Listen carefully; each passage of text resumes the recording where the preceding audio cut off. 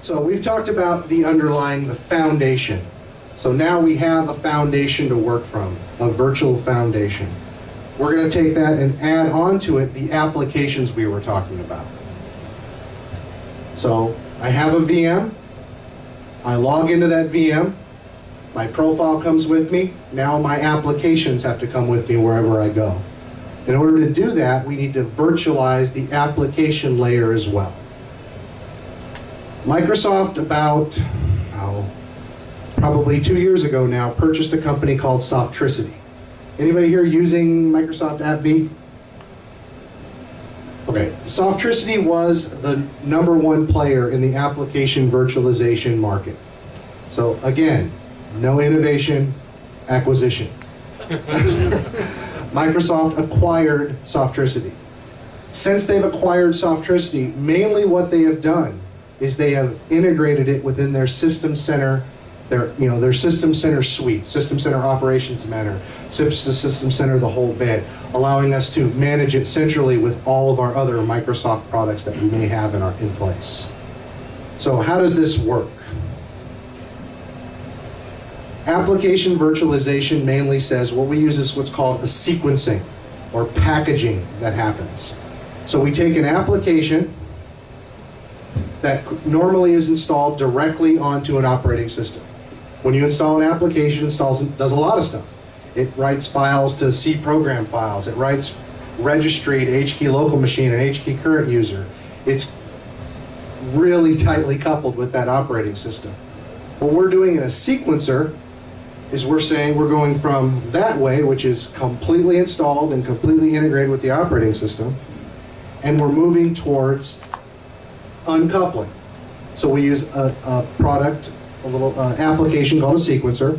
We install it onto the operating system that we're working with. So if we're sequencing applications for Windows 7, we take a clean Windows 7 workstation, we install a sequencer on it, we open it up and it records the entire installation of that application. It sees every file that's copied, every registry file that's entered, all that stuff. It then takes that application and converts it into a package. Citrix has a product to do this as well called Citrix Streaming Manager. Microsoft's AppV. VMware uses something called ThinApp.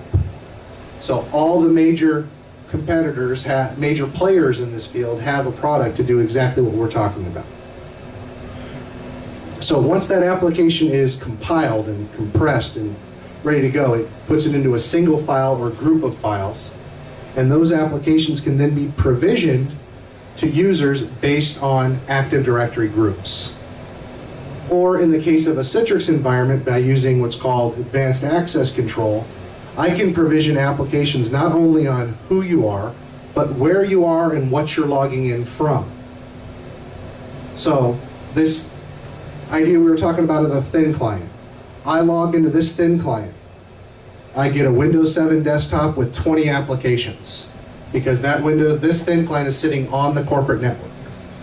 I go home and I log in from my home PC and I launch that Windows 7 desktop. I may only get 8 applications because it knows that I'm not logging in from a corporate resource. I'm not logging in from a corporate subnet. And it says, based on that information, I'm only going to give you the applications that aren't so sensitive.